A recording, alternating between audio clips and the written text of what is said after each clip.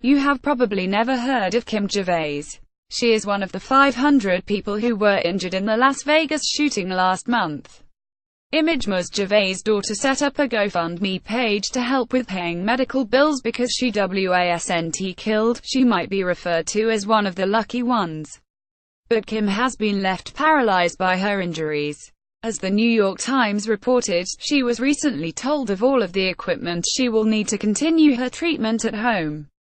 The list included an expensive wheelchair, a remodeled bathroom, a new car and a way to run her business and pay a mortgage. They quoted the man giving her this list, "You know, your insurance will probably not cover any of this. What sort of country treats people like that, where they fight tooth and nail to defend the rights of the guy who bought the guns and happily let his victims suffer in pain and go broke?" Greg Milam. And there you have the shocking truth of one of the richest nations on earth. You can be the innocent victim of a violent crime and then be bankrupted by the cost of the resulting medical care. It is why the continuing arguments over healthcare in America remain so frustrating. To listen to the impact on actual, real people is ignored.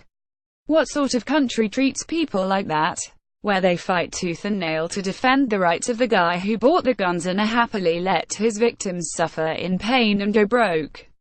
Where friends and family have to hold fundraisers to pay for treatment. Treatment which, in every other civilized country on earth, would be considered a basic human right. The Medicare and Medicaid systems are the only health safety net for America's vulnerable. This is usually where America's opponents of socialized medicine start ranting about keeping the government out of the healthcare system. People who have never set foot in the UK tell you all about the evils of the NHS. America is different, they say, and individual liberty and responsibility trumps the collective good. But here's the thing about 120 million Americans, out of a total population of 300 million, to receive government health care because they are retired or on low incomes. The Medicare and Medicaid systems are the only health safety net for America's vulnerable. And I have spoken to people who are on Medicare themselves but who are vehemently opposed to any sort of broader system for the rest of the country. An American version of All Right, Jack, if you like. Donald Trump promises to get rid of Obamacare and promises healthcare for all but doesn't have a clue how to do either. We could debate whether a single-payer healthcare system is actually government or whether it is more society taking care of each other through taxes.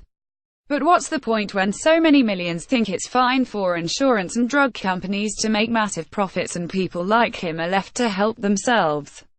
When the man they elected as president promises to get rid of Obamacare but also promises healthcare for all and doesn't have a single clue how to do either.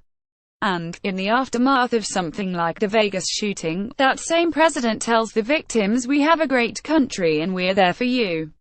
We will endure the pain together." It might be more helpful if the country endured the cost together as well. Sky Views is a series of comment pieces by Sky News editors and correspondents, published every morning. Previously on Sky Views, Adam Bolton is House of Lords, a retirement home for MPs.